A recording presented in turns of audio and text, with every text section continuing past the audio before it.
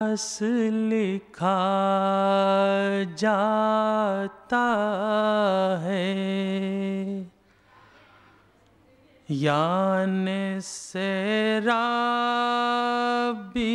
کو بھی پیاس لکھا جاتا ہے میرے جذبات سے واقف ہے قلم بھی میرا میں وفا لکھوں تو باس لکھا جاتا ہے۔ بابا سے بلند صلوات۔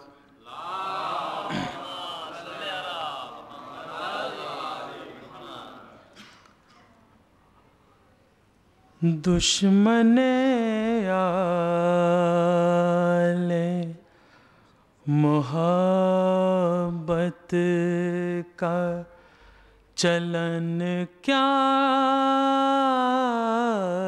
جانے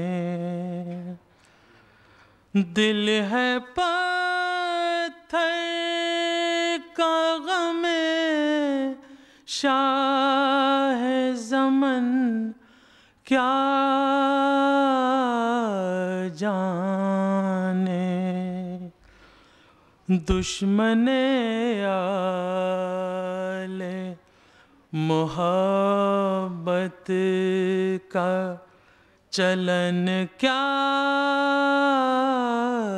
جانے بن کے نوشاہ تو جاتے ہوئے دیکھا تھا انہیں بن کے نوشاہ تو جاتے ہوئے دیکھا تھا انہیں رن میں کیا گزری ہے قاسم پہ دلہن کیا جانے دشمن آل محبت کا چلن کیا جانے منہ سوکھا ہوا مشکل سے زباں کھلتی ہے منہ سوکھا ہوا مشکل سے زباں کھلتی ہے کس قدر ہے شہدی تشنہ دہن کیا جانے دشمن آل محبت کا چلن کیا جانے شاہ نے چوم کے بے شیر کے ہونٹوں کو کہا شاہ نے چوم کے بے شیر کے ہونٹوں کو کہا چھد گیا کسی کا جگر تیر فگن کیا جانے دشمن آل محبت کا چلن کیا جانے، ختم صغرا نے شکایت تو لکھی ہے، لیکن ختم صغرا نے شکایت تو لکھی ہے، لیکن بھائی پر بیت گئی کیا یہ بہن کیا جانے، دشمن آل محبت کا چلن کیا جانے، سایہ بالوں سے کیا ہے یہ بہن نے کہہ کر، سایہ بالوں سے کیا ہے یہ بہن نے کہہ کر، کب میرے بھائی کو ملتا ہے کفن کیا جانے، دشمن آل محبت کا چلن کیا جانے، اہل دل کرتے ہیں شبیر کا ماتم خورشید، اہل دل کرتے ہیں شبیر کا ماتم خورشید، جس کے سینے میں ہے پتھر یہ چلن کیا جانے، دشمن آل محبت کا چلن کیا جانے، دل ہے پتھر کا غم شاہ زمن کیا جانے، صلوات بآواز بلند۔ جب آئی شام کی بستی میں ننگ سار زینب، جب آئی شام کی بستی میں ننگ سار زین، اسیر و مستر و بیتاب و ناہگر زین، ہم اپنا بالوں سے ڈھانپے تھے اونٹ پر زین، یہ رو کے کہتی تھی ہر جنبہ چشم تار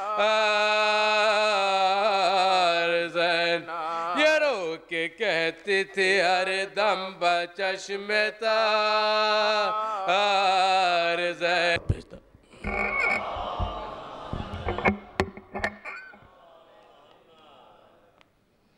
عزیزو، آج شب جمعہ بھی ہے، شب مغفرت بھی ہے، شب دعا بھی ہے۔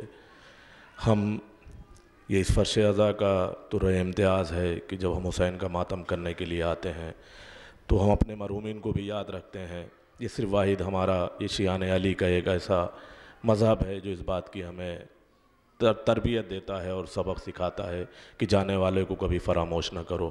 تو آج شب جمعہ ہے، شب مغفرت ہے، شب دعا ہے، لہذا جو بھی مرحومین اس دنیا سے جا چکے ہیں ہم ان کے لیے سورہ فاتحہ کی درخواست کرتے ہیں، خاص کر بانیان حسین زہرا کے مرحومین، آپ حضرات کے تمام مرحومین جو لاوارث اس دنیا سے جا چکے ہیں، جن کا اس دنیا میں کوئی فاتحہ پڑھنے والا وارث نہیں ہے، عزیزو ہم ان کو بھی یاد رکھتے ہیں اپنے سورہ فاتحہ میں۔ تمام علماء المام، تمام مرجع اعظام، تمام شہید اسلام جو اس اسلام کی راہ میں اس دنیا سے گئے ہیں، اور جو نام ہمیں دیے گئے ہیں، صغیر حسین، ولد اولاد حسین، قاسم عباس، ولد فضیح الحسین، اور آج ایک مرحومہ کی برسی ہے سیدہ ستارہ جویں بنت سید آغا حسین، اور کل جو اعلان میں نے کیا تھا کہ میرے دوست کی والدہ کا انتقال ہوا ہے، آج ان کی دوپہر میں تکفین ہو گئی ہے۔ سید النساء بنت جواد حسین کے لیے ایک سورہ فاتحہ کی درخواست ہے، اور جو ان حضرات نے نماز وحشت اگر پڑھنا چاہتے ہوں تو نماز وحشت بھی پڑھ لیں۔ اس کے علاوہ سیدہ سرتاج جہاں بنت سید نذیر حسین، سید جواد حسین ابن سید ضیاء الحسن، ان کے ساتھ ہماری والدہ صابرہ خاتون بنت علی حسن کو بھی ایک بار الحمد اور 3 بار سورہ توحید کی تلاوت کر کے ایک سورہ فاتحہ ایصال فرما دیں۔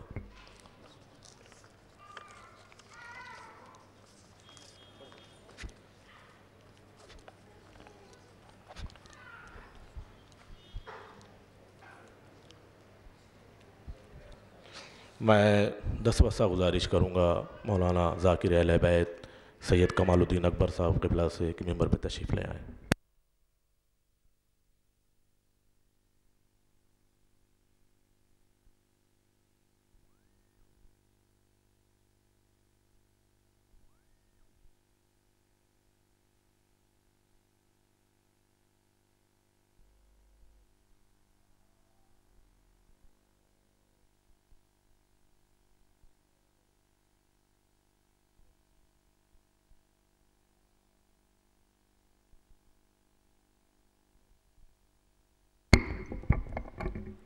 فاتحہ۔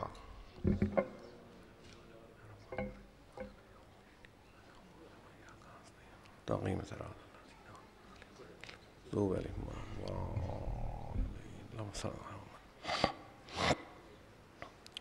لا حول ولا قوة إلا بالله العلي العظيم۔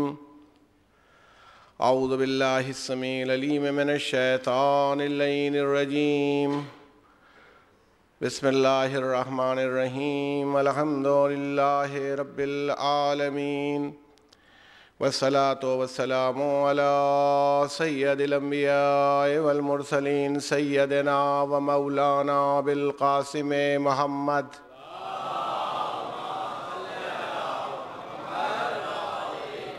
وآلہ الطیبین الطاہرین المعصومین المظلومین۔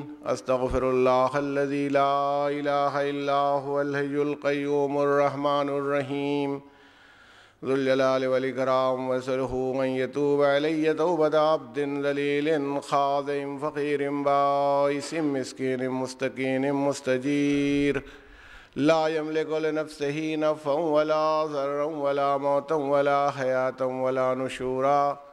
اما بعد فقد قال اللہ تبارک و تعالی فی کتابہ المجید والفرقان الحمید وقولہ الحق۔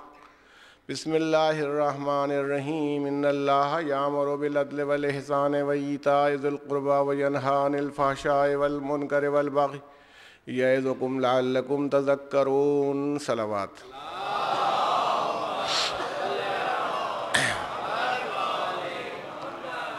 برادران ایمانی اور بزرگان محترم، ایک طویل مدت کے بعد آپ کے سامنے پھر حاضری کا شرف حاصل کر رہا ہوں، کیونکہ شاید 3 سال سے زیادہ عرصہ ہو رہا ہے کہ آپ کی خدمت میں حاضر نہیں ہو سکا۔ اس میں میری بھی کوتاہی ہے کہ یونیورسٹی کی وجہ سے چھٹیوں میں دقت آ رہی تھی۔ سال گزشتہ بھی منتظم اعلیٰ نے یہاں حسینیہ زہرا کے منتظم اعلیٰ نے بہت زور ڈالا تھا، جناب فواد ساجوانی صاحب قبلہ نے بہت حکم کا درجہ رکھتا ہے ان کا کہنا بھی، لیکن یونیورسٹی سے نوکری کا معاملہ ایسا ہے کہ ماشاءاللہ آپ لوگ بھی نوکری کرتے ہیں، آپ کو اندازہ ہے کہ کیا ہوتا ہے۔ تو اس لیے میں حاضر نہیں ہو سکا تھا، مگر اب یہ حکم ہوا ہے، اس لیے کہ جو کہیں جاتا ہے اور پہنچتا ہے وہ سب ادھر ہی کا حکم ہوتا ہے۔ اپنے آپ اگر ہم جانا چاہتے تو پتہ نہیں کہاں کہاں جاتے، اور ہر آدمی اپنی کوشش کر لے، اگر پہنچ جائے تو نہیں پہنچ سکتا، چہ جائے کہ حسینیہ زہرا میں کوئی آ جائے۔ جب تک زہرا کی طرف سے کوئی اشارہ نہ ہوگا حسینیہ زہرا میں آنا ممکن نہیں ہے۔ صلوات بھیجے محمد و آل محمد۔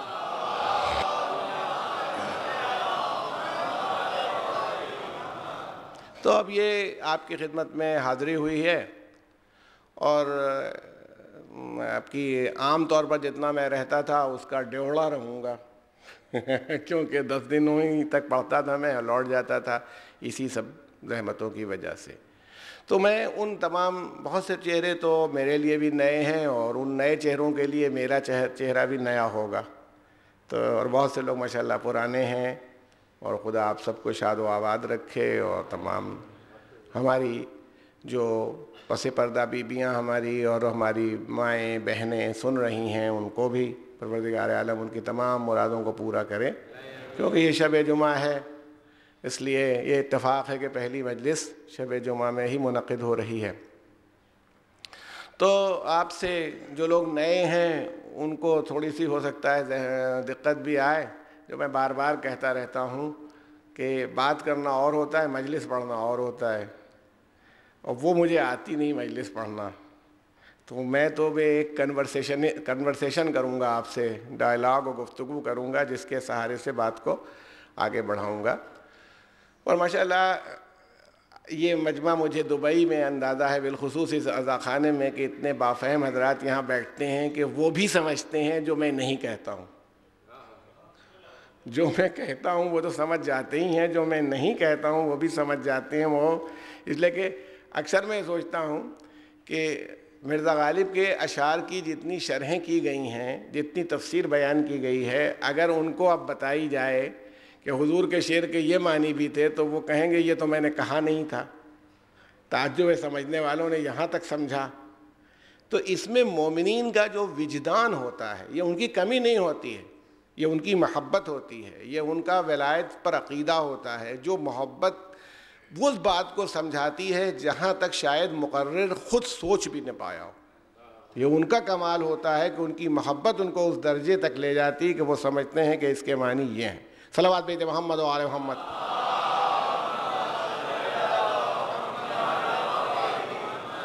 اس لیے اب ان مجالس کے سلسلے میں کہ کیا عنوان رکھا جائے، یہ بات جب ذہن میں آئی تو ایک خیال یہ گزرا کہ جو اسلام پر عام طور پر اس زمانے میں، آپ کے یہاں تو نہیں ہے وہ مسئلہ، ہمارے یہاں اس طرح کے مسائل پیدا ہوتے ہیں، یہ دنیا میں اب تو کہا جاتا ہے نا کہ یہ گلوبل ویلیج ہے، بار بار یہ بات دہرائی جاتی ہے، دنیا بالکل چھوٹی ہو گئی ہے اور انٹرنیٹ سے کنیکٹڈ ہے اور سب ہے۔ تو میں یہ مان کے چلتا ہوں کہ اچھا چلیے دنیا چھوٹی ہو گئی، لیکن اعتراضات جو اسلام کے اوپر کیے جاتے ہیں، خصوصیت سے اسلام کے اوپر اعتراض کیے جاتے ہیں، وہ یہی عام طور پر آتے ہیں کہ اسلام وہ مذہب ہے جو دہشت گردی کو فروغ دیتا ہے، ٹیررزم اس کی وجہ سے ہے، مصیبتیں اس کی وجہ سے آ رہی ہیں، زحمتیں ساری دنیا کو اس کی وجہ سے جھیلنی پڑ رہی ہیں، یعنی اسلام ہر خرابی کا اور کمزوری کا ذمہ دار قرار دے دیا جاتا ہے۔ اور جب اسلام قرار دے دیا جاتا ہے تو مسلمان تو بیچارے مصیبت میں آ ہی جاتے ہیں کہ ہر مسلمان، آپ دیکھتے ہیں نا، آپ دوسری جگہوں پر جائیے تو لوگ شبہ کی نظر سے دیکھنے لگتے ہیں، جبکہ ایسا نہیں ہے۔ آپ توجہ فرمائیے، بھئی جیسے دوسری قومیں ہوتی ہیں، جیسے دوسری ملت ہوتی ہے، جیسے دوسرے مذاہب کے لوگ ہوتے ہیں، ویسے ہی آنکھ کان ناک ہاتھ منہ رکھنے والے مسلمان بھی ہوتے ہیں۔ تو اگر بات طے ہونی چاہیے تو ان کی آئیڈیالوجی سے اور ان کے کردار سے طے ہونی چاہیے کہ کیا ان کی آئیڈیالوجی ہے، کیا ان کا کردار ہے، اس سے بات کو طے کیا جائے۔ دیکھیں نا کہ ایک بھی عجیب دنیا ہوتی ہے، میں بعض اوقات حیرت میں پڑ جاتا ہوں۔ یہ پردے ہی کو لے لیجیے، پردے کا ایشو لے لیجیے، یعنی اس کو ساری دنیا کے سامنے اس طرح پیش کیا جاتا ہے کہ جب عورت پردہ کرتی ہے، جب کوئی ہماری بہن پردہ کرتی ہے تو وہ مسلمانوں کی ایک زبردستی ہے کہ عورت کو پردے میں رکھتے ہیں، اور اس کے اوپر اس کا صحیح ڈیولپمنٹ، اس کی صحیح ترقی ہونے نہیں دیتے مسلمان. اور یہ اسلام کی خرابی ہے کہ وہ عورت کو پردے میں رکھتی ہے. دیکھیے نا، میں کبھی مذاہب کا مقابلہ اس رخ سے نہیں کرتا. میں کہتا ہوں دنیا کے سارے مذاہب جو ہیں اصل میں تو اگر وہ واقعی مذہب اور دین ہے تو ان کے لانے والے نبی ہی رہے ہوں گے، انبیاء رہے ہوں گے، اللہ نے بھیجا تھا ان نبیوں کو. اب ماننے والے ان مذہبوں کو گڑبڑ کر دیں تو اس پر مذہب کی تو کوئی خرابی نہیں، تو اس رخ پر. لیکن آپ بتائیے، ساری دنیا آپ تلاش کر لیجئے، میں دعوے سے کہتا ہوں جناب مریم سلام اللہ علیہا کی تصویر آپ تلاش کر لیجئے، کسی چرچ میں، کسی کیلنڈر میں اور کسی جگہ پر دیکھیے، وہ پردے کے ساتھ ہوتی ہے کہ بغیر پردے کے ہوتی ہے. اگر کنزرویٹزم ہے، اگر یہ عورت کے ساتھ زیادتی ہے تو اتنی محترم عورت کے ساتھ زیادتی ہو رہی ہے، اس کو دکھایا جا رہا ہے. جناب مریم کے ساتھ زیادتی کی گئی، ان کو پردے میں دکھایا جا رہا ہے. اچھا پھر آپ بتائیے، ہمارے جو عیسائی سماج ہے، ہمارا عیسائی معاشرہ ہے، کرسچینس ہیں، آپ ان کو دیکھیے، ان کے یہاں پورا ایک طبقہ ہے ننس کا. ننس ہوتی ہیں جو جن کا تعلق کلیسا سے یا چرچ سے ہوتا ہے، وہ سب پردے میں ہوتی ہیں. جیسا صحیح، مطلب مان لیجئے کہ اگر پیر کے کچھ حصے کھل گئے، اب ان کا طریقہ وہی ہے جتنا وہ سمجھتے ہیں، مگر بال ڈھکے ہوئے ہیں، لباس شریفانہ پہنے ہوئے ہیں، تو ایسی صورت میں پردہ ہے. تو یہ زیادتی تو عیسائی بھی کرتے ہیں اور ان عورتوں کے ساتھ کرتے ہیں جو ساری دنیا کے مقابلے میں بہتر ہیں. تو اگر یہ اپنے آپ میں کوئی برائی ہے، دیکھیے عقلی طور پر یہ فیصلہ ہونا چاہیے کہ اگر پردہ ایک برائی ہے اور مسلمان اس اعتبار سے برے سمجھے جاتے ہیں کہ یہ پردے کے سلسلے میں ایڈمنٹ ہیں اور پردے کو ایک اصول مان رہے ہیں، تو یہی برائی تو عیسائیوں کے اور کرسچنس کے بھی ہے، ان کو بھی کہی ہے. انہیں آپ چھوڑ دیتے، ان کے لیے نہیں کہتے. تو اس کا مطلب ہے کہ دو اسٹینڈرڈز ہیں، دو معیار ہیں. مسلمان سامنے آئے یا اسلام سامنے آئے تو معیار اور ہو جاتا ہے، غیر اسلام سامنے آئے تو معیار اور ہو جاتا ہے.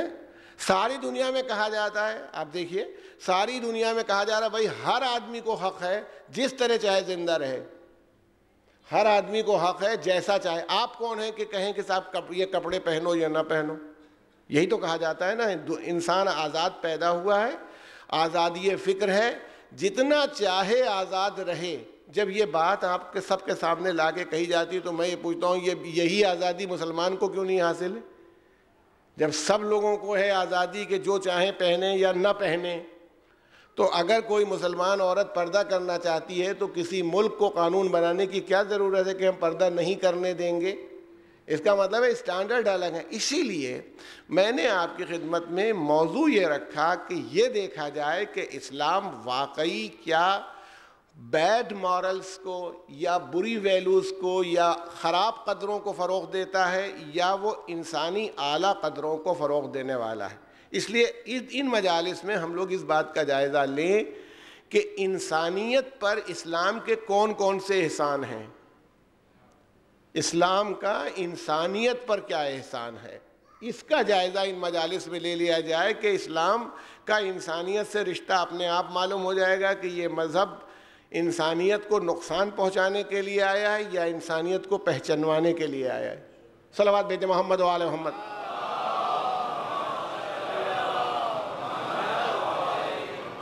اس لیے میں نے آپ کے سامنے دیکھیے سورہ نحل کی جو قرآن مجید کا 16واں سورہ ہے، سورہ نحل. نحل میرے بچے جان لیں عربی زبان میں شہد کی مکھی کو کہتے ہیں. سورہ نحل، اس میں چونکہ شہد کی مکھی کے چھتا بنانے کا ذکر ہے کہ وہ اپنا گھر کیسے بناتی ہے اور کہاں بناتی ہے، تو وہ سورہ نحل ہے. 16واں سورہ ہے قرآن کا. اور جس آیت کی تلاوت کا میں نے آپ کے سامنے شرف حاصل کیا وہ اس سورہ نحل 16ویں سورہ کی 90 نمبر کی آیت ہے. اور اتفاق سے بہت سی جگہوں پر نماز جمعہ میں جب خطیب آخری خطبہ ختم کرتا ہے تو اس آیت کو پڑھتا ہے. اور اس آیت میں ایک کوالٹی یہ بھی ہے کہ جتنی اچھی ویلیوز ہیں وہ سب ایک جگہ پر جمع ہو گئی ہیں. اور وہ دیکھیں خالی آیت پڑھنے کی چیز نہیں بلکہ ایک حکم دے رہی ہے. کیا ہے؟ ان اللہ، بے شک اللہ، یامرو، تمہیں حکم دیتا ہے بالعدل والاحسان، کیا حکم دیتا ہے کہ انصاف کرو، عدل کرو، جسٹس کرو اور احسان کرو، نیکی کرو.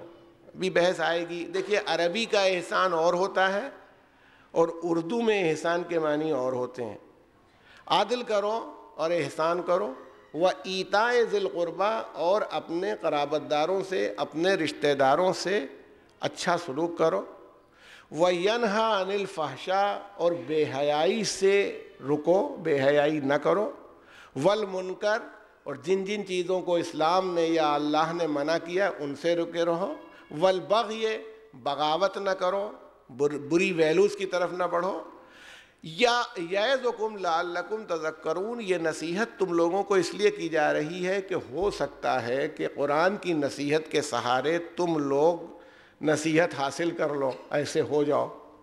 دیکھیں یہ مطلب نہیں کہ ہر مسلمان کو یہ دی گئی تو وہ اس اسٹینڈرڈ پر پورا ہی اتر جائے گا، پورا اتر جائے تو پھر تو سلمان و ابوذر ہو جائے.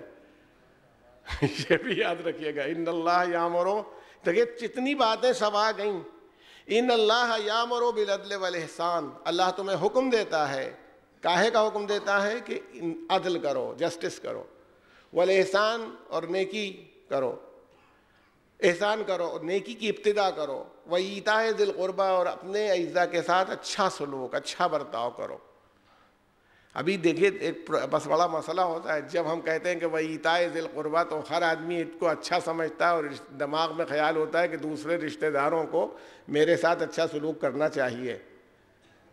یہ پازیٹیولی دوسروں کے لیے نہیں کہا جا رہا ہے، بلکہ جس آدمی سے قرآن تخاطب کر رہا ہے، جس کو متوجہ کر اسی سے کہہ رہا ہے کہ قربا کے ساتھ اچھا سلوک کرو اپنے رشتہ داروں کے ساتھ. وَيَنْهَا عَنِ الْفَحْشَاءِ، اور رکو بے حیائی سے. والمنکر، جن چیزوں سے منع کیے جائے. والبغی، بغاوت کرنے سے آگے بڑھ رہے. وہی باتیں کہ دین کچھ کہہ رہا ہے، ہم کچھ کہہ رہے ہیں، معاشرہ کچھ کہہ رہا ہے، ہم کچھ کہہ رہے ہیں. بعض اوقات یہ سب کام دین کے نام ہی سے ہوتا ہے. یعظکم لعلکم تذکرون، تو اس کا کیا ہوگا کہ قرآن اس لیے بیان کر رہا ہے تاکہ تم لوگ نصیحت حاصل کر لو. بس اب دیکھیے یہ ذہن میں رہے. تو یہ سورہ نحل کی یہ آیت ہے. سورہ نحل 16واں سورہ ہے، آیت کا نمبر 90 ہے، جو آپ کو انشاءاللہ یاد ہو جائے گا تو دیکھنے میں بھی آسان رہے گا. بعض اوقات بہت سی آیتیں ڈھونڈنے میں بھی دقت ہو جاتی کہ ہے کہاں، پڑھنا چاہتے ہیں، جاننا چاہتے ہیں، نہیں معلوم.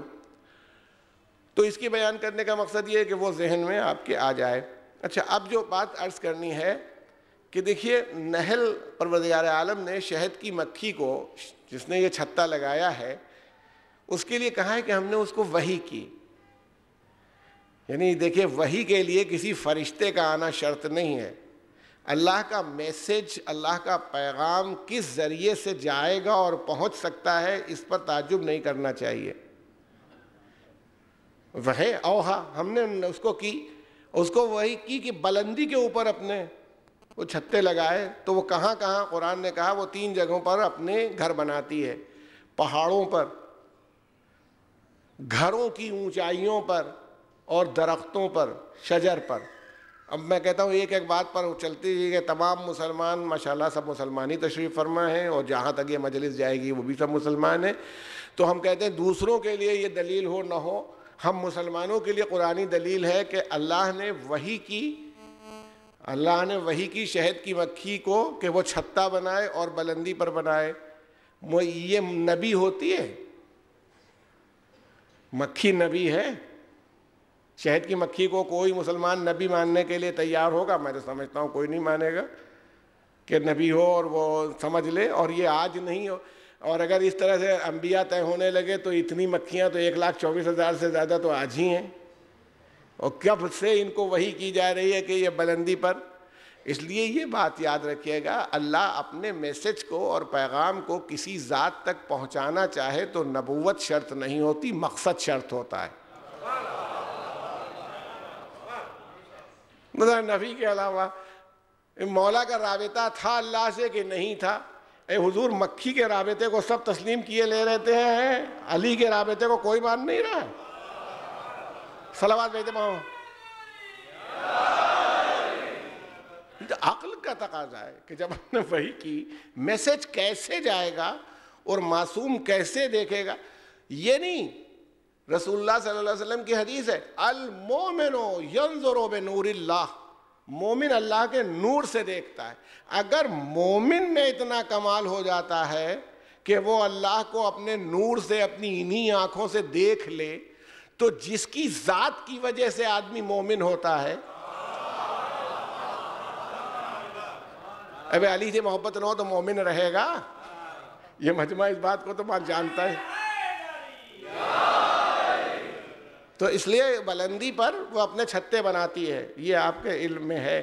اس میں تو بڑے رخ ہیں, لیکن اب جو بات آپ کے سامنے کرنی ہے جلدی جلدی اس مقصد تک پہنچنے کے لیے دامن وقت کی گنجائش کو دیکھتے ہو, تو پروردگار عالم نے اسی سورہ نحل میں اس کی کوالٹی یہ ہے. اس کے اندر دیکھیے شہد کی مکھی جو چھتہ بناتی ہے, اب بات آ گئی تو عرض کروں, اس میں ایک رانی مکھی ہوتی ہے, آپ نے سنا پڑھا ہوا ہوگا, کوئن بی کہلاتی ہے. عربی زبان میں اس کو یاسوب کہتے ہیں, یاسوب کہلاتا ہے. ساری مکھیاں جتنی بھی ایک چھتے میں ہوں, اس کے ایک گھر میں ہوں, وہ سب اس یاسوب کی جو رانی مکھی ہے اس کی پابند ہوتی ہیں. ذہن عالی میں رہے. اور وہ سب پر نظر رکھتی ہے, اور اس کی نظر کا یہ عالم ہوتا ہے کہ جب شہد کی مکھیاں جاتی ہیں اور وہ پھولوں سے رس چوستی ہیں اور ان کو لے کے آتی ہیں, تو ہر مکھی جو چھتے میں داخل ہونے لگتی ہے, وہ رانی مکھی یاسوب کا کام یہی ہوتا ہے کہ وہ نظر رکھے کہ زہریلا تو لے کے نہیں آ رہی رس, اور اگر زہریلا رس لا رہی ہوتی ہے تو وہ 2 ٹکڑے کر دیتی ہے, داخل نہیں ہونے دیتی. اور کوئی اعتراض نہیں کرتا کہ یہ 2 ٹکڑے کیوں کر دیے.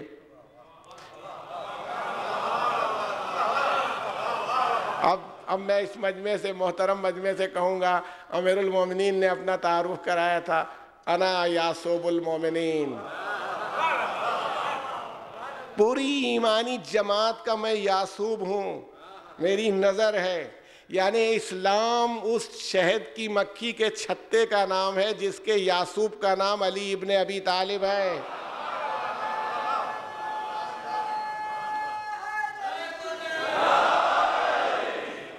داخل نہیں ہونے دے رہا. اگر درمیان میں معیار عالم اسلام مان لے تو زہریلا تو کوئی داخل ہی نہیں ہو سکتا, جتنے زہریلے 2 ٹکڑوں میں پڑے رہیں گے سب کے سب. اب یہ سامنے مجمع تشریف فرما ہے, میں کہوں گا اس بات کو کہ امیر المومنین کی صفت بیان فرمائی گئی کہ ایک وار کرتے تھے یا بیڑا یا آڑا اور 2 ٹکڑوں میں بانٹ دیتے تھے. مقتول جو ہوتا تھا جسے قتل کرتے تھے, یہ نہیں کہ وہ 4-6 چاقو کے وار کر رہے ہیں, بس تلوار کا ایک وار ہوتا تھا, یا بیڑا وار ہوتا تھا کہ آدھا جسم ادھر آدھا ادھر, اور یا بالکل سیدھا وار ہوتا تھا, آدھا ادھر آدھا ادھر. اسی میں مولا کائنات کا معجزہ نقل کیا گیا کہ یہ کتابوں میں آیا. نجف اقدس میں کبھی ایک قتل ہو گیا زرعی کے قریب, زرعی امیر المومنین کے قریب قتل ہوا, اور عالم یہ کہ جب اس کا جو خادم تھا داخل ہوا, اس نے تالا کھولا تو دیکھا لاش پڑی ہوئی. اب پولیس تو آسانی سے یہ نہیں مان لے گی نا, وہ کہتا تھا ہمیں کچھ خبر نہیں, ہم تو کھول کے ہمیں کیا پتا یہاں کون ہے, ہم بند کر کے گئے تھے تو سب ٹھیک تھا. اب یہ مقتول پڑا ہوا ہے, ہم نہیں جانتے, اور وہ لوگ کہیں کہ آپ بتاؤ کس نے قتل کیا, یا تم نے کیا, جب تم نے بند کیا تم نے کھولا تو یہ لاش کیسے آئی.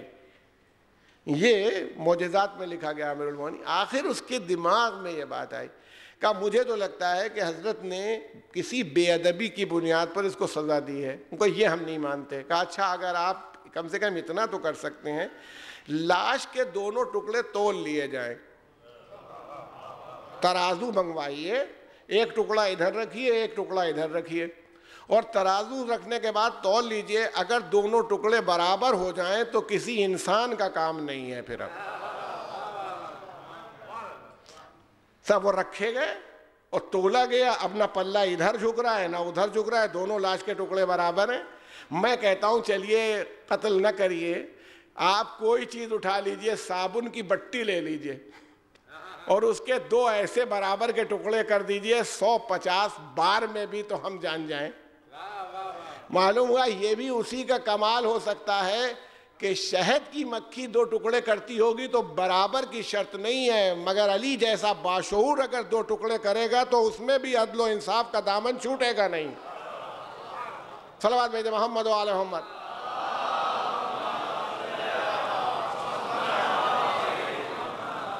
تو یہ عرض کرنا ہے کہ حضرت نے اپنے کو یاسوب فرمایا ہے، میں یاسوب ہوں. والمال یاسوب المومنین والمال یاسوب الکفار والمنافقین، اور منافقین اور کفار کا یاسوب جو ہوتا ہے مال ہوتا ہے. وہ ادھر دولت دیکھی، ادھر مال دیکھا، ادھر چلے. میں کہتا ہوں کہ یہ ماشاءاللہ یہ مجمع ہے، اگر اس کے سامنے بڑی سے بڑی چیز لا کے رکھ دی جائے تو وہ دامن علی چھوڑنے کو تیار ہوگا؟ کبھی نہیں. اسی لیے امام جعفر صادق علیہ الصلوۃ والسلام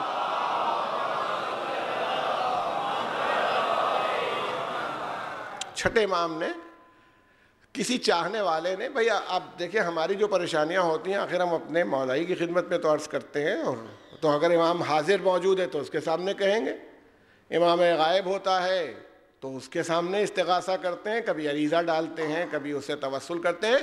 اور حضرت کہتے بھی ہیں، امام زمانہ کا یہ قول مستند قول موجود ہے کہ جب تم کسی مصیبت میں پڑتے ہو تو ہمیں کیوں نہیں پکارتے ہو؟ ہم تمہارے نگراں ہیں، تمہارے سپروائزر ہیں، تمہیں دیکھنے والے ہیں. کیا تم سمجھتے ہو کہ ہم اگر نگرانی نہ کرتے ہوتے تو تم سمجھتے نہیں ہو کہ زمانے کی چکیاں تمہیں پیس کے رکھ دیتی؟ یہ ہم ہیں جو تمہاری نگرانی کرتے ہیں. ٹھیک ہے؟ تو یہ کہنا ہے کہ جو صورتحال تھی اس نے امام سے کہا، چھٹے امام سے کہنے لگا مولا فرزند رسول میں بہت پریشان ہوں اور بڑا غریب ہوں، مال ہے نہیں میرے پاس، دولت ہے نہیں، میں بڑا غریب ہوں. حضرت نے فرمایا جھوٹ نہیں بولو، تم غریب نہیں ہو. جتنی بار وہ اصرار کرتا ہے میں غریب ہوں، حضرت کہتے ہیں نہیں جھوٹ نہیں بولو، تم غریب ہو نہیں ہو، تمہارے پاس تو بہت بڑی دولت ہے. مولا آپ جو چاہیے دیکھ لیجئے، میرے پاس نہ گھر ہے، نہ در ہے، نہ پیسہ ہے. یہی آدمی جو دنیا مال دنیا کو دیکھتا ہے. حضرت نے فرمایا ایک چیز تمہارے پاس ہے، جس قیمت پر بھی تم چاہو ہم خریدیں. کہا آپ کو اگر ضرورت ہے تو یوں ہی حاضر، آپ کے حضور میں بیچنے کے لیے بتائیے، میری جان حاضر ہے. آپ کہنا ایک چیز تمہارے پاس ہے، یہ تم بتا، اگر بیچنے کو تیار تو ہم خریدیں گے. کہا اچھا بتائیے کیا چیز ہے؟ کہا وہ ہماری محبت ہے. تمہارے دل میں جو ہماری محبت ہے اس کو ہم جس قیمت پر بھی تم کہو خریدنے کے لیے تیار ہیں. انہوں نے کہا مولا وہ تو ہم نہیں بیچیں گے کسی قیمت پر بھی. کہا بھی اتنی قیمتی چیز رکھ کر کے اپنے کو غریب کیوں کہتے ہو؟ تو جو مولا نے فرمایا انا یاسوب المومنین، میں مومنین کا یاسوب ہوں.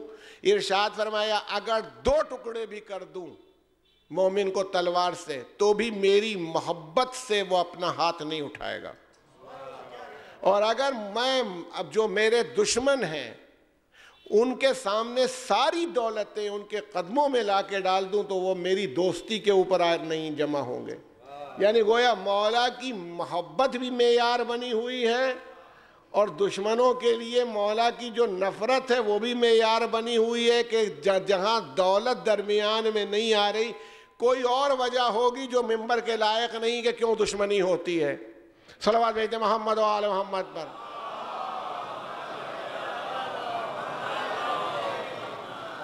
تو یہ عرض کرنا ہے کہ اس آیہ کریمہ میں جس کی تلاوت کا آپ کے سامنے شرف حاصل کیا کہ ان اللہ یامر بالعدل والاحسان وایتاء ذی القربی وینہی عن الفحشاء والمنکر والبغی، یعنی ان تمام چیزوں سے کچھ پازیٹیو صفات ہیں، مثبت ہیں، جن کو اختیار کرنا ہے، کچھ نیگیٹو کوالٹیز ہیں جن سے دور رہنا ہے نصیحت حاصل کرنے کے لیے کہ لوگ نصیحت حاصل کریں.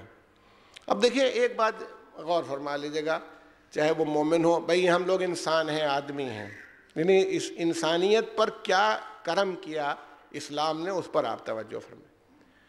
ہم آدمی ہیں، انسان ہیں، ہم سے غلطیاں بھی ہوتی ہیں اور ہوں گی. دیکھیں نا کہ یہ نہیں کہا غلطی ہم سے تب نہ ہوتی جب ہم سب کے لیے عصمت ہو جاتی کہ ہم معصوم ہیں. اللہ نے کہا ہوتا تم معصوم ہو، یہ تو کہا نہیں کہ تم معصوم ہو، ہم لوگ تو انسان ہیں. ہمیں اپنی کوشش سے ہی نیک بننا ہے اور کوشش سے ہی اپنے بدی سے رکنا ہے. بدی کے لیے ہمارے پاس ٹیمپٹیشن بھی ہوتا ہے، نیکی. یہ دیکھیں بہت بات مشہور ہے، ایسا تو نہیں ہے جتنے چاہے آپ باعمل ہوں، جتنی چاہے آپ خدمت کریں، لیکن آپ کو جس وقت یہ کون سا مومن ہے کہ روزہ رکھتا تکلیف ہی نہیں ہوتی؟ نماز میں ٹھنڈک میں وضو کر رہا ہے اور تکلیف نہیں ہو رہی، تکلیف ہوتی ہے نا، تو وہ تو تکلیف اپنی پر ہوگی، یا جہاں پر اس کو برائی دکھ رہی ہے اس پر نظر نہیں پڑ رہی ہے، وہ تمام باتیں اپنے آپ آئیں گی۔ یہ انسانی وجود ہے۔ کبھی کبھی دل میں طرح طرح کے وسوسے پیدا ہوتے ہیں، کسی کو یہی بھی اللہ ہے بھی کہ نہیں ہے۔ کبھی کبھی شیطان جو ہے نا وہ کام یہی تب دکھاتا رہتا ہے کہ کوشش کرتا ہے کیسے دل کے اندر وسوسہ پیدا کر دو، کیسے اس کو مصیبت میں مبتلا کر دو، کیسے گناہ میں مبتلا کر دو۔ کسی نبی خدا کو سے ابلیس کی ملاقات ہو گئی، مشہور ہے، اچھا وہ پہچان بھی لیتے ہوں گے، ان کو تو معلوم ہی ہے نا جو کون ہے، تو اس کی ملاقات ہوئی تو انہوں نے پوچھا کہ تم کرتے کیا ہو، لوگوں کو گمراہ کیسے کرتے ہو؟ انہوں نے سوچا میں اس کا داؤں سیکھ لوں، اس نے کہا اچھا خوب ہے، میں آپ کو بتا دوں اور آپ کو بتا دوں، آپ جا کے امت کو بتائیے وہ سب۔ چلیے اچھا میں بتائے بھی دے رہا ہوں آپ کو، مگر لوگ مانیں گے نہیں، آپ کہتے رہیے گا۔ کہا اچھا تم کیا کرتے ہو؟ کہا میں گناہ کی طرف انسان کو موڑتا ہوں، پہلی بات یہ کرتا ہوں کہ اس کو بہت سجا کے سامنے لاتا ہوں۔ گناہ میں مبتلا کرنے کے لیے میں گناہ کو سجاتا ہوں، اس کے بعد بھی اگر وہ آدمی گناہ سے بچنا چاہتا ہے تو اس کو بہت ہلکا کر دیتا ہوں۔ معمولی بات ہے، کیوں جی تم نہ نبی ہو، نہ امام ہو، نہ پیغمبر ہو، تم کون بڑے مولانا ہو گئے، ابھی تمہاری عمر ہی کیا ہے، 25-26 سال کے جوان آدمی ہو، تو اس کو اتنا ہلکا کر دیتا ہوں میں گناہ کو۔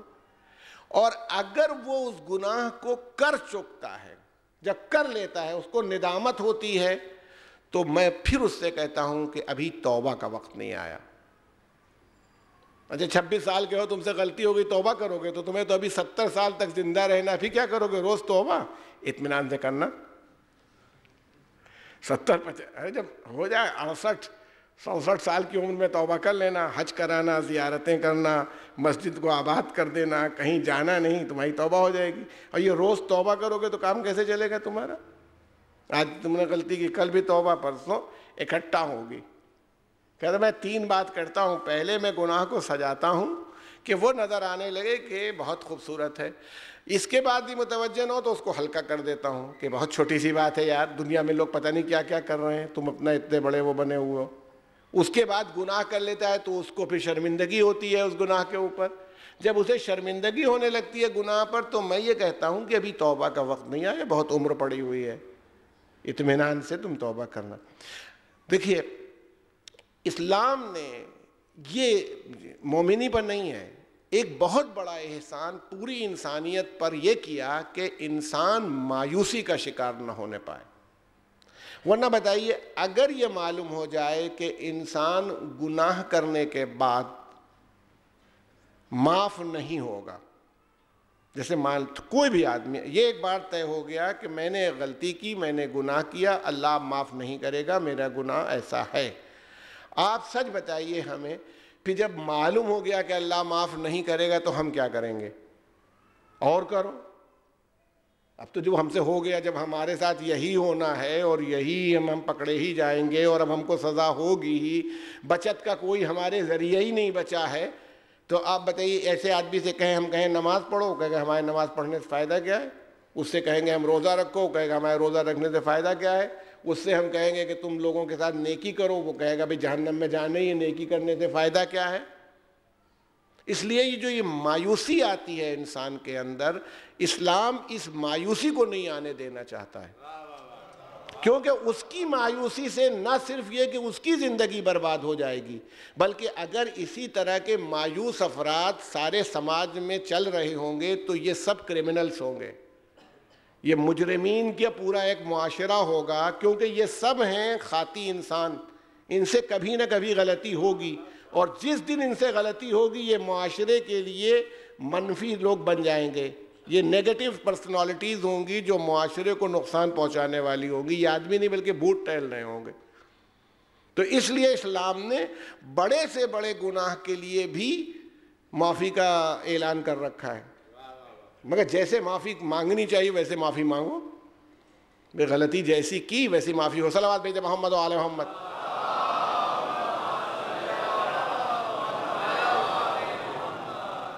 دیکھیں آپ دنیا کی جو ترقی پسند سماج ہیں اور ترقی یافتہ سماج ہیں، ممالک ہیں، ان سب کو دیکھ لیجئے، ان میں جرائم کیوں ہیں؟ ان میں کیوں اتنا جرم ہوتا ہے؟ ان میں وجہ یہی ہے کہ اس کے ساتھ جو روحانی کنٹرول ہے وہ موجود نہیں ہے، اور جب روحانی کنٹرول موجود نہیں ہے تو پورا معاشرہ برباد ہو رہا ہے۔ اس معاشرے کو بربادی سے روکنے والی کوئی چیز نہیں ہے۔ اور یہ جو ہماری ساتھ صورتحال ہے، توبہ کی جو صورتحال ہے، وہ توبہ اپنے آپ مطالبہ کر رہی، غلطی ہو گئی، کتنی بڑی غلطی ہوئی۔ دیکھیں میں آپ کے سامنے ماشاءاللہ یہ مجمع سب اس باتیں سنی ہوئی ہوں گی، لیکن دلیل کے طور پر پیش کر رہا ہوں۔ کسی نے ضرور آپ کے سامنے پڑھا ہوگا کہ امام علی رضا علیہ السلام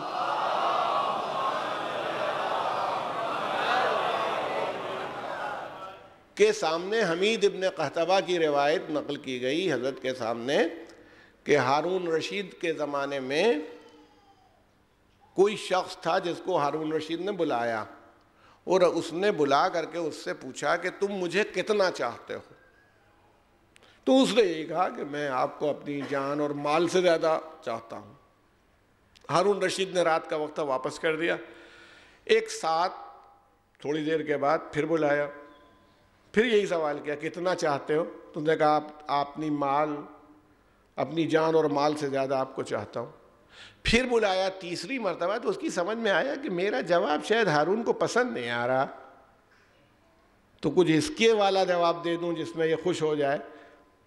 تو اس نے کہا میں اپنی جان مال اور اپنے دین سے زیادہ آپ کو عزیز رکھتا ہوں، ایمان سے بھی زیادہ آپ کو۔ تو ہارون خوش ہو گیا اور مجھے اس آدمی کو ایک ہندی تلوار، تو بہت ہی قیمتی تلوار رہی ہوگی، دی اور کہا اس آدمی کے ساتھ جاؤ، یہ جو حکم دے اس کو پورا کرو۔ تو وہ کہتا تھا کہ ایک حجرے میں ہم کو لے گئے، جہاں لے گئے ایک حجرے سے 20 لوگ نکالے گئے، سادات جو امام حسن علیہ السلام کی نسل سے تھے، اور کہا انہیں قتل کرو، قتل کر دیا گیا۔ پھر ایک حجرے سے 20 آدمی نکالے گئے، انہیں قتل کر دیا گیا۔ پھر ایک حجرے سے 20 آدمی نکالے گئے، جب 19 کو قتل کر چکا تو آخری آدمی جو بڈھا تھا، ضعیف تھا، اس نے یہ کہا کہ یہ بتاؤ جب ہمارے جد رسول اللہ صلی اللہ علیہ وسلم سے تمہاری ملاقات ہوگی میدان محشر میں، تو کیا ان کو جواب دو گے کہ تم نے ہم لوگوں کو کیوں قتل کیا؟ جب یہ اس نے سنا تو کہتا تلوار اس کے ہاتھ سے گر گئی۔ تو جو آدمی ساتھ میں آیا تھا اس نے کہا بھائی دیکھو تم نے صاف صاف وعدہ کیا ہے کہ جان مال اور دین سے زیادہ، اب رسول اللہ کو کیا جواب دو گے؟ اللہ کو سے بات ہی نہیں۔ کہتا میں نے اس کو بھی، اس بڈھے کو بھی قتل کر دیا۔ تو وہ خانہ کعبہ کا پردہ پکڑ کے کہتا تھا، جس آدمی نے روایت بیان کی امام رضا سے، کہ کہتا تھا کہ پالنے والے تو چاہے بھی تو مجھے معاف نہیں کر سکتا۔ اب دیکھیں گا، توجہ فرمائیے گا، اس واقعہ اتنا ہی ہے۔ حضرت نے فرمایا 60 سادات کا قتل کرنا، اس کے مقابلے میں یہ کہنا کہ اللہ اس گناہ کو معاف نہیں کر سکتا، یہ بڑا گناہ ہے۔ 60 سیدوں کو قتل کرنا جتنا بڑا گناہ ہے، مظلوم قتل کرنا، اس کے مقابلے میں اللہ کی توبہ کی طاقت کو چیلنج کرنا اور اس مغفرت کی طاقت کو چیلنج کرنا کہ اللہ معاف نہیں کر سکتا، یہ والی بات اس نے جو کہی، یہ اس سے بڑا گناہ کیا اس نے۔ اس کا مطلب ہے کہ بڑے سے بڑا گناہ بھی پروردگار عالم کے یہاں قابل معافی ہے، شرط یہ ہے کہ معافی مانگنے والا گناہ کے اعتبار سے معافی مانگے۔ وہ دیکھیں وہ ہم سے کہلوایا بھی جاتا ہے استغفر اللہ ربی واتوب الیہ، نماز میں کہو 70 بار پڑھو، پڑھنا بھی چاہیے، لیکن یہ صرف اس لیے کہلوایا جاتا ہے عادت پڑھیں، یہ کسی ریچول یا منتر کا نام نہیں ہے کہ بار بار 70 بار استغفر اللہ ربی واتوب الیہ کہا، اس سے پہلے بھی گناہ کا خیال ہے، اس کے بعد بھی گناہ کا خیال ہے، دوران استغفر اللہ ربی واتوب الیہ بھی یہی خیال ہے کہ ابھی کچھ کرنا ہے۔ تو وہ کہنا کوئی معنی نہیں رکھتا ہے، وہ کہنا تب معنی رکھتا ہے جب پورے آدمی کے اعصاب کو ہلا کے رکھ دے استغفار۔ اچھا اب دیکھیں، صلوات بھیجیں محمد و آل محمد۔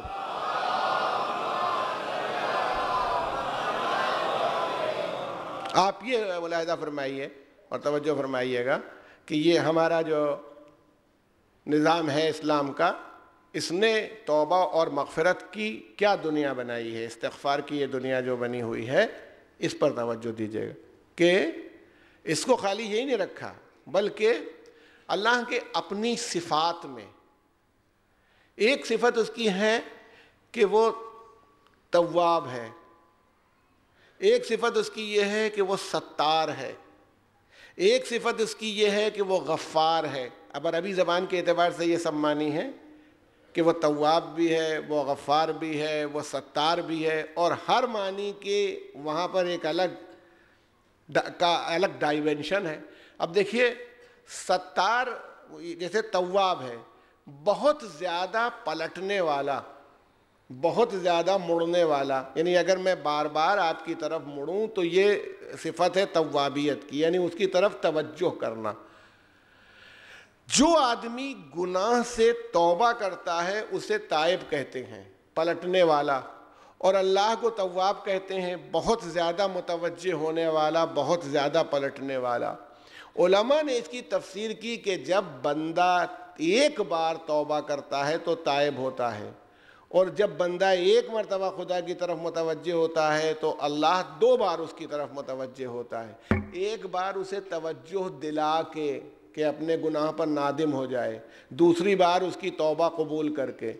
بندہ گناہ کی توبہ ایک بار کرتا ہے، اللہ اس سے پہلے بھی اس کی طرف متوجہ ہوتا ہے اور اس کے بعد معافی کے موقع پر پھر متوجہ ہوتا ہے، اس لیے یہ تائب ہے، وہ تواب ہے۔ ستار، ستر کہتے ہیں پردے کو، آپ تو ماشاءاللہ عربی ماحول میں رہنے والے، عربی ملک میں رہتے ہیں، ستر پردے کو کہتے ہیں۔ ساتر اسی لیے کہ جو ستر ڈھانکنے والا ہو، ستار وہ ہے جو پردہ ڈالنے والا ہو۔ یہ بات آئیے، یہ مجمع میں اپنے لیے کہتا ہوں، آپ کے لیے نہیں کہتا، اگر جو میرے دماغ میں ہے یا جو بھی میرا نامہ اعمال ہے سب کھول کے لا کے رکھ دیا جائے کسی کا بھی، تو منہ دکھانے کے قابل ہے آدمی؟ کس کے بارے میں کیا کہا ہے، کس کے بارے میں کیا سوچا ہے، کب آدمی جھوٹ بولا، کب اس نے غلطی کی، کب دھوکہ دیا، اگر ہر آدمی کی، یہ اس کا کمال ہے، یہ اس کی رحمت ہے کہ وہ ہر آدمی کے نامہ اعمال کے اوپر پردہ ڈالے ہوئے ہیں۔ ستار یہ اس کی، لیکن ایک بات ہے ستار میں، تبھی تک ستار کا پردہ جب تک پڑا ہوا ہے، مان لیجئے یہ یہاں دیکھیے پردہ لگا ہوا ہے ممبر کے پیچھے، ہمیں نہیں اندازہ کہ دیوار کی کیفیت کیا ہے، دیوار سیدھی ہے، اس پر کوئی داغ ہے، اس کے اندر کوئی کریک ہے، کچھ نہیں معلوم جب تک پردہ لگا ہوا ہے، لیکن جیسے ہی پردہ ہٹے گا اس کی وہ ساری خامی و کمزوری آپ کو نظر آنے لگے گی۔ لیکن اس کے برعکس اگر صورتحال یہ ہو کہ کوئی آتا اور اس میں کریک جو دیوار کا تھا، میسن آئے، مستری نے آ کر کے اس کے اندر پلاسٹر کر دیا، پالش کر دی، اس کے بعد اب آ کے دیکھنے والا دیکھے تو معلوم ہوگا، پالش ہو گئی پتہ ہی نہیں چل رہا۔ یہ مغفرت ہے۔ ستر اور ہے، اسے دیکھیے مغفر اس کو کہتے تھے جنگ میں جو سر کے اوپر خود پہنا جاتا تھا کہ تلوار کا وار ہو اور لگے نہیں۔ ستار ہونے کی شان یہ ہے کہ پردہ ڈال دے مگر ڈیفیکٹ موجود ہے، پردہ ڈال دیا اس نے لیکن جو خرابی اور برائی تھی پردے کے پیچھے وہ موجود ہے، جیسے ہی پردہ ہٹے گا اگر ہٹا دیا تو دکھ جائے گا۔ اور غفار ہونے کی شان یہ ہے کہ ایسا معاف کر دیتا ہے اور گناہوں کو ایسا محو کر دیتا ہے کہ بعد میں کسی کو پتہ بھی نہیں چل سکتا کہ یہ ایسا گناہگار تھا۔ غفاریت اس کی بڑھی ہوئی صفت کا نام ہے کہ انسان کے وہ گناہ اس نے ایسے مٹا دیے کہ ان کا وجود ہی نہیں رہ گیا، کوئی جانتا ہی نہیں کہ کبھی اس نے اس گناہ کو کیا تھا، اب وہ کس درجے کے اوپر پہنچ گیا۔ یہ شان غفاریت ہے۔ اور دنیا میں اسی لیے کہا استغفار کی فضائل بیان کیے۔ دیکھیے توبہ آدمی کرتا ہے، استغفار کرو، مغفرت طلب کرو۔ امیر المومنین علی ابن ابی طالب علیہ السلام حضرت کا بیان کیا جاتا ہے، عبداللہ ابن عباس آپ کے خاص شاگرد تھے، بیٹھے ہوئے تھے، کوئی آدمی آیا اور کہنے لگا فرزند رسول بارش نہیں ہو رہی ہے اور بڑی پریشانی ہے۔ آپ نے کہا جو استغفار کرو، توبہ کرو۔ نہیں، بہت سی مصیبتیں اور پریشانیاں ہمارے گناہوں کی سبب سے ہوتی ہیں، کہ استغفار کرو۔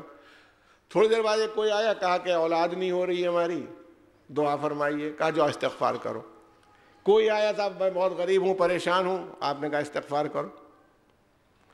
تو کئی اس طرح کے جب مریض آئے اپنے اپنے معاملات کو لے کے, اور مولا ہر بار کہتے ہیں تو عبداللہ ابن عباس کی سمجھ میں نہیں آیا. اب میں کہتا ہوں جناب عبداللہ ابن عباس کی خدمت میں ہاتھ جوڑ کے کہتا ہوں کہ حضور نے ہی یہ فرمایا ہے کہ اگر میری اونٹ باندھنے کی رسی گم ہو جائے تو قرآن سے میں ڈھونڈ سکتا ہوں. حضرت عبداللہ ابن عباس ان کی اونٹ باندھنے کی رسی گم ہو جائے تو قرآن سے تلاش کر سکتے ہیں. یعنی قرآن صامت کے اوپر اتنا کنٹرول ہے.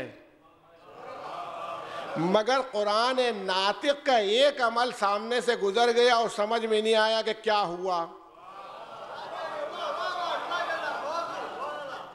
کہا بھائی تھے, چچیرے بھائی تھے, کہ مولا کچھ سمجھ میں نہیں آ رہا, جو وہ کہتا ہے مال نہیں ہے, آپ کہتے ہیں استغفار کرو, وہ کہتا ہے اولاد نہیں, آپ کہتے ہیں استغفار کرو, وہ کہتا ہے بارش نہیں ہو رہی, آپ کہتے ہیں استغفار کرو. یہ سب کو آپ نے کہا تم نے سورہ نوح پڑھی ہے؟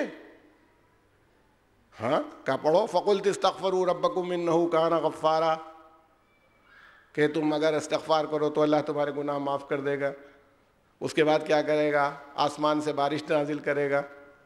وَيُمْدِدْكُمْ بِأَمْوَالٍ وَبَنِينَ, تمہارے مال میں اضافہ کر دے گا, تمہاری اولاد میں اضافہ کر دے گا. وَيَجْعَلْ لَكُمْ أَنْهَارًا, اور تمہارے لیے نہریں جاری کرے گا اور باغات لگائے گا.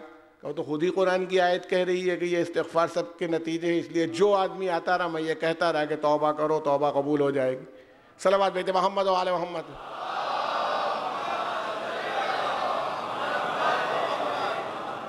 ارباب کرم, شب جمعہ بھی تھی, بہترین شب ہے استغفار کرنے کے لیے. دیکھیں میں اکثر کہتا ہوں انسان کو نہ اتنا, اگر مایوس ہو جاتا ہے کوئی بھی آدمی, کوئی سماج, کوئی معاشرہ اگر مایوس ہوا تو بھی خطرہ ہے.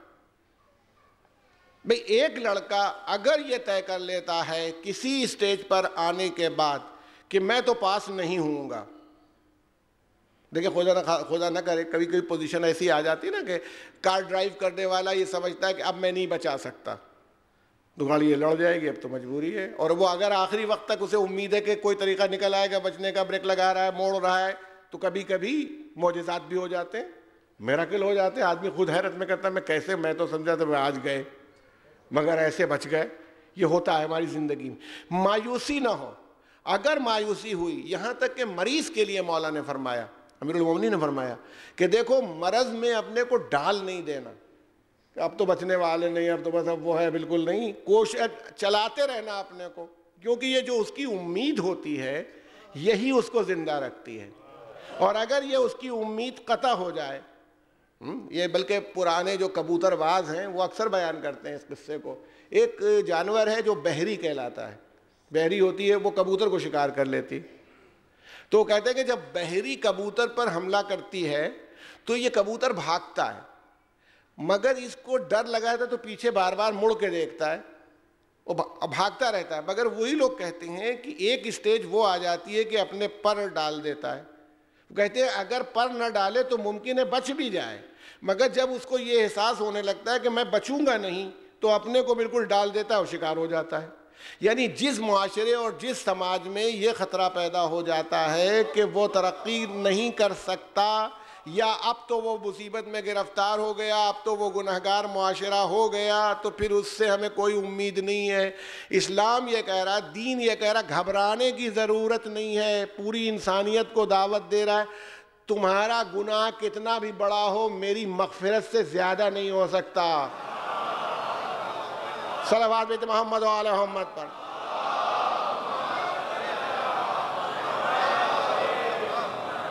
دیکھیے, اور اس کی مثالیں ہیں سامنے. جب فتح مکہ ہوئی, مکہ فتح ہوا, رسول اللہ صلی اللہ علیہ وسلم تشریف لے گئے اور آپ نے حکم دے دیا ہے بھائی آج جو فلاں جگہ پر جو اپنے گھر کا دروازہ بند کر لے وہ محفوظ, یہاں تک کہ جو ابو سفیان کے گھر میں پناہ لے لے وہ محفوظ. حالانکہ دیکھیے جو اپنے گھر کا دروازہ بند کر لے وہ محفوظ, جو ابو سفیان کے گھر کا, ارے جب میں اپنے ہی گھر میں کیوں نہ بند ہو جاؤں, میں ان کے گھر میں کیوں جاؤں.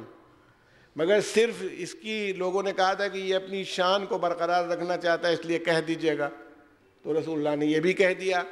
اس کے بعد لوگ بیعت کے لیے آئے اللہ کے رسول کی، مختلف لوگ بیعت کرنے کے لیے آتے رہے، پیغمبر بیعت لیتے رہے، تو وحشی جو جناب حمزہ کا قاتل تھا وہ آیا، اس کا نام بھی وحشی تھا، جناب حمزہ کا قاتل وحشی آیا رسول اللہ کے سامنے، رسول اللہ نے اس کو دیکھا، اس نے بیعت کی، حضور نے فرمایا، دیکھیے تاریخی طور پر بات ہے، توجہ کی بات ہے، کتنی مشکل منزل ہے، جناب حمزہ کے قاتل سے حضور نے فرمایا کہ دیکھو اسلام کا جو کلمہ ہے لا الہ الا اللہ محمد الرسول اللہ، یہ انسان کی جتنی سابقہ گناہ ہیں سب معاف کر دیتا ہے، تم نے جو کچھ کیا اللہ نے وہ سب معاف کر دیا آج، یعنی آج سے تمہارا بالکل نیا چیپٹر شروع ہوا، تمہاری نئی زندگی شروع ہوئی، وہ سب ختم ہو گئی، اب اس میں اپنی زندگی کو مطابق اسلام اس میں رہنا، اسلام کے مطابق عمل کرنا،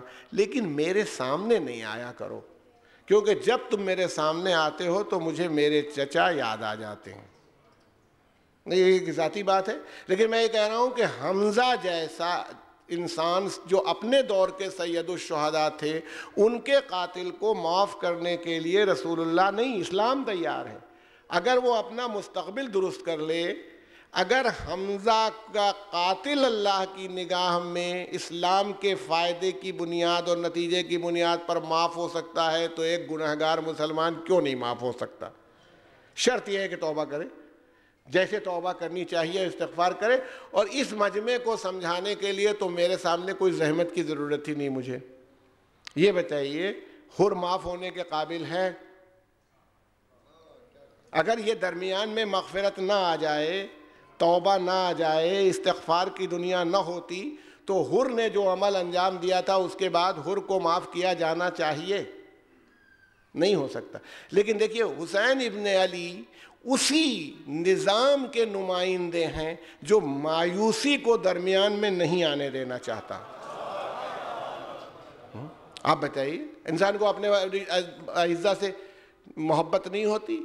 جب بچے التش ہائے پیاس کی آواز بلند کرتے ہوں گے تو ان کا کیا حال ہوتا ہوگا؟ جب آپ اپنے بچوں کے لیے پریشان ہو جاتے ہیں، اچھا اس میں خالی امام حسین کی اولادیں نہیں ہیں، ان کی بہن کے بچے ہیں، ان کے بھائیوں کے بچے ہیں، ان کے دوستوں کے بچے آئے ہیں، اتنے بچے تھے۔ یہ بھی ایک کربلا کا خونی باب ہے جس کو عام طور پر نہ ہم بیان کر پاتے ہیں نہ کوئی سمجھ سکتا ہے۔ جب مدینہ منورہ سے یہ قافلہ چلا تھا تو 68 بچے تھے، لیکن جب مدینے واپس گیا ہے تو جناب ام کلثوم کے مرثیے سے ہمیں پتہ چلتا ہے کہ کوئی بچہ نہیں ہے۔ مدینہ ہم گئے تھے تو ہماری گودیں آباد تھیں، اب ہماری گودیں خالی ہیں، اور اسی لیے جہاں جہاں پر راستے میں جو لوگ زیارتوں کے لیے جاتے رہے ہیں ان کو معلوم ہے کہ چھوٹی چھوٹی قبریں موجود ہیں، کہ جو بچے اونٹوں کی پشت سے گر جاتے تھے اور شہید ہو جاتے تھے دفن کر دیے جاتے تھے۔ تو خانوادہ رسالت کے وہ بچے اس عالم میں، مگر حسین ابن علی کو ان کی پیاس کی آواز کے باوجود حر کے سلسلے میں امام نے کیا کیا؟ یہ گویا پوری دنیا، ساری دنیا کے جتنے ازم ہیں، جتنے آئیڈیلز ہیں، جتنے فلسفے ہیں، میں سب کو دعوت فکر دے کے کہتا ہوں کہ کیا تم ایک ایسا معاشرہ بنا سکتے ہو جو کبھی مایوسی کا شکار نہ ہو؟ سوائے اسلام کے کوئی ایک ایسا معاشرہ نہیں لا سکتا، کیونکہ اسلام نے خالی آئیڈیالوجی نہیں پیش کی بلکہ ایسے نمائندے بھی پیش کیے جو اس آئیڈیالوجی کو دوسروں کے سامنے لا سکیں۔ حسین ابن علی، ہم کہتے ہیں بخدا کچھ نہ کرتے، بس آپ کی زحمت تمام کرتے ہوئے کہ کچھ نہ کرتے حسین ابن علی، اگر حر سے یا لشکر یزید سے سینکڑوں آدمیوں کو پانی پلانے والا اگر اس کا سوال کربلا میں کرتا کل ہم نے تمہیں پانی پلایا تھا آج ہمیں دو، یا تمہیں شرم نہیں آتی کہ تم پانی ہمیں نہیں پلا رہے ہو، کل ہم تمہیں پانی پلا چکے ہیں، تو شاید حسین کے عمل کی جو معراج تھی وہ نیچے آ جاتی۔ ایک بار بھی امام نے یہ نہیں کہا، اور پانی پلایا کس شان سے ہے؟ ابھی محرم کی مجلسوں میں آپ نے سنا ہوگا کہ جس وقت حر کا رسالہ جو کئی سو افراد پر، اس کو 1000 کا بھی کہا جاتا ہے لیکن 250-300 کے قریب تاریخی طور پر ہے، کیونکہ وہ گرفتار کرنے کے لیے آ رہے تھے، اور اس طرح کے رسالے ابن زیاد نے بہت سے بنائے تھے۔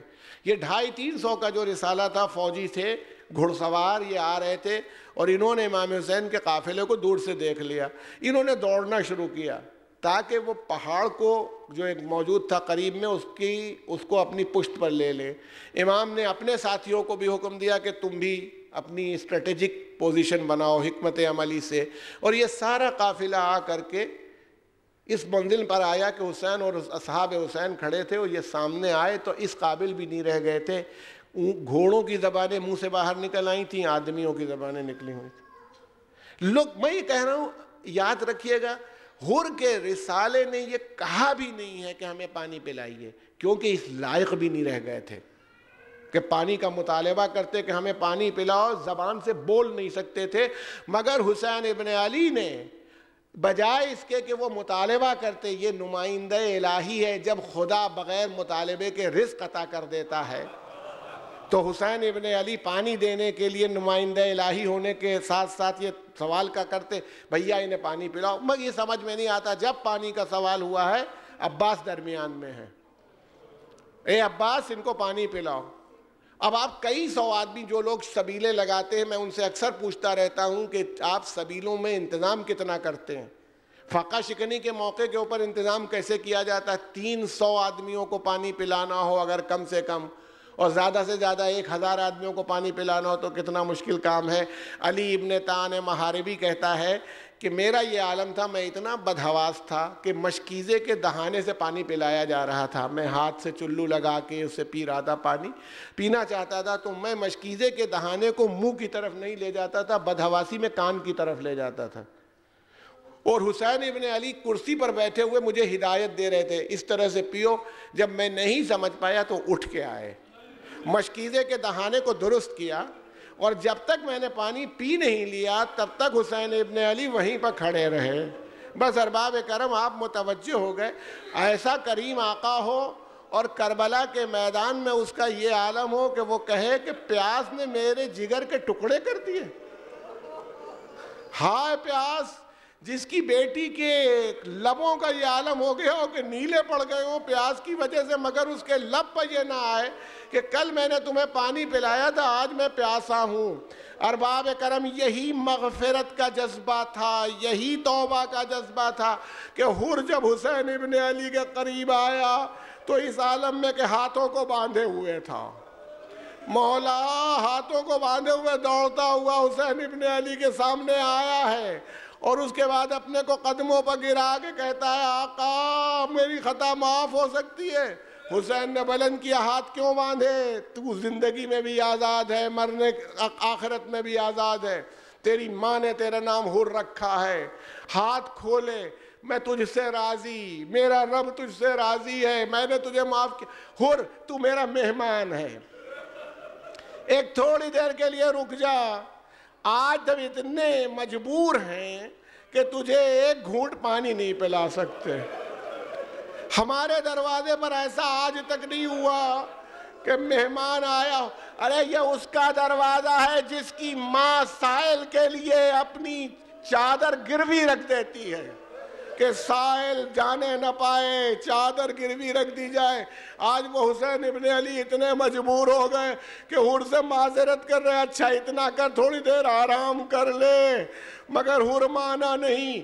سب آپ سنتے رہتے ہیں، بیٹا گیا قربان ہو گیا، غلام گیا قربان ہو گیا۔ آخر میں جب حر کی شہادت کا موقع آیا اور حر نے اپنی شہادت کی اطلاع دی، یا مولا ہو ادرکنی، اے مولا میری مدد کیجئے۔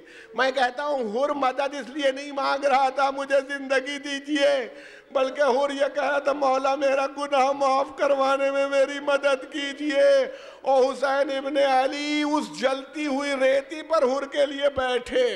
بس آپ کی زحمت تمام کرتے ہوئے کہتا ہوں، پیشانی پر تیر جو لگا تھا اس کے زخم سے خون جاری تھا۔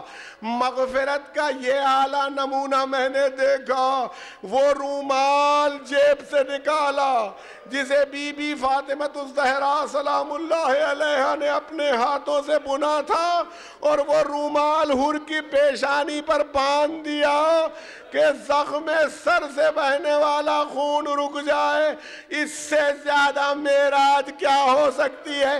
مگر میں کہوں گا فرزند رسول، ابھی ایک منزل ہے، جب 6 مہینے کا لال تیر کھا چکا ہوگا، ہاتھوں میں منقلب ہو چکا ہوگا، تو رباب کے پاس لے جانے سے پہلے کچھ تو گلو علی اصغر پر باندھ دیجئے گا، نہیں تو ماں دیکھ کے کیا کہے گی؟ اب اسلو کا ینہار، اے میرے لال کیا تیری عمر کے بچے بھی نہر کر دیے جاتے ہیں؟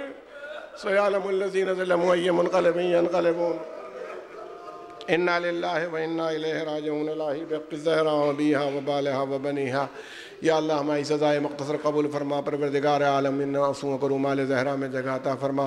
پروردگار تمام حاضرین و تمام مومنین کی حاجات دینی و دنیاوی کو برلا، اور پالنے والے ہم میں سے جو مشتاق ہیں جو زیارات ہیں انہیں جو زیارات کی توفیق دے۔ اللہ یہاں بالخصوص دعا ہے کہ جو مومنین و مومنات یہاں جاب کے لیے پریشان ہیں، پروردگار ان کی مدد فرما، اور یا اللہ جن کے پاس رزق کی وسائل ہیں اس میں برکت عطا فرما، رزق حلال میں، اور ہمارے امام کے ظہور میں تعجیل فرما، اور ہمیں ان کے آوانوں اصحاب و انصار میں قرار دے۔ آپ حضرات سے التماس ہے کہ نماز وحشت یہ انہی کے لیے جناب اقبال حسین نہیں وقار حسین ہاشمی ابن جناب اقبال حسین ہاشمی کے لیے، اور نماز وحشت کے لیے، اور سورہ فاتحہ کی تلاوت کر دیں ان کے لیے اور جملہ مومنین و مومنات کے لیے۔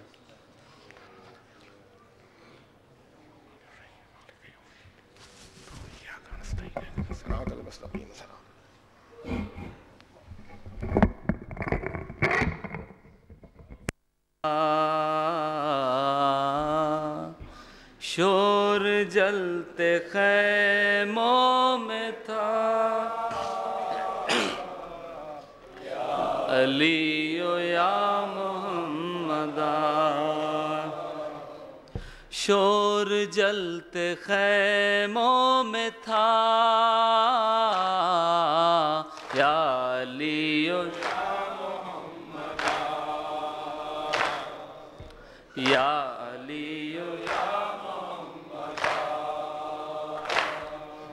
شور جلتے خیموں میں تھا، یا علی و یا علی و جبرائیل کچھ کرم کرو،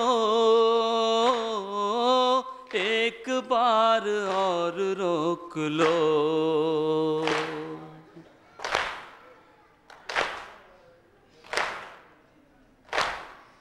جبرائیل کچھ کرم کرو، ایک بار اور روک لو، آ رہا ہے تیر حرملا، یا علی و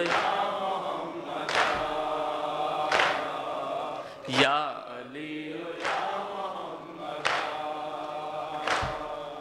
شور جلتے خیموں میں تھا،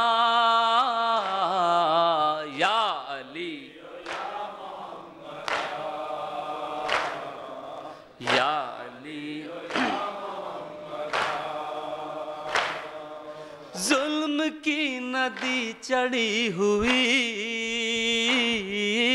سامنے بہن کھڑی ہوئی،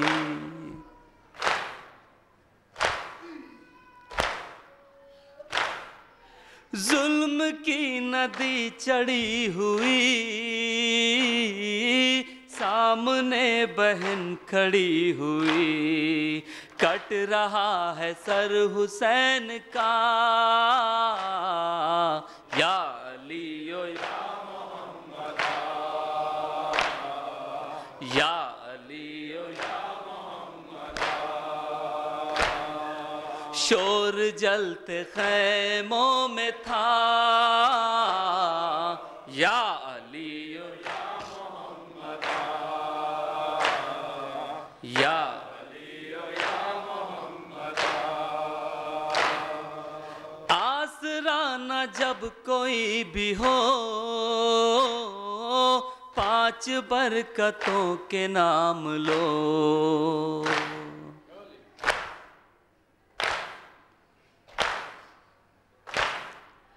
آسرا نہ جب کوئی بھی ہو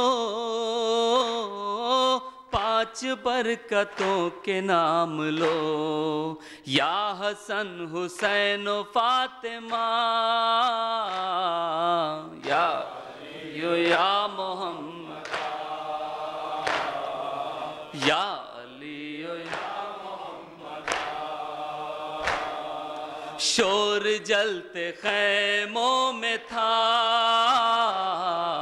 یا علی یا محمد یا علی یا محمد سوچتی ہے بنت فاطمہ کیسے گھر چلوں میں بے ردا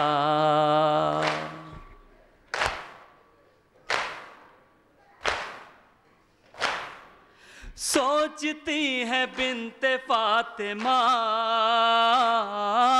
کیسے گھر چلوں میں بے ردا چادریں تو شمر لے گیا یا علی یا محمد یا علی یا محمد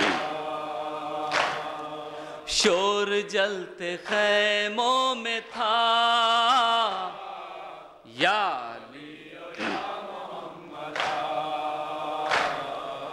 یا علی یا محمد لیجئے حسین نام کا آخری چراغ بجھ گیا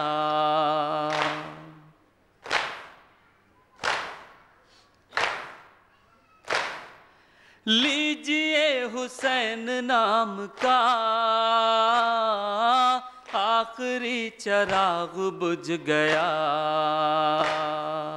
پنجتن کا خاتمہ ہوا یا علی یا محمد یا علی یا شور جلتے خیموں میں تھا یا محمد یا علی یا محمد سر کھلے ہے شاہ کی بہن دل میں بددعاؤں کی چبھن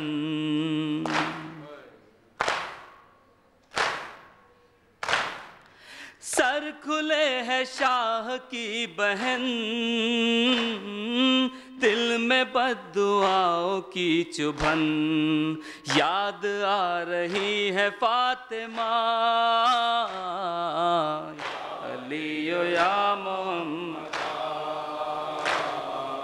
یا علی یا محمد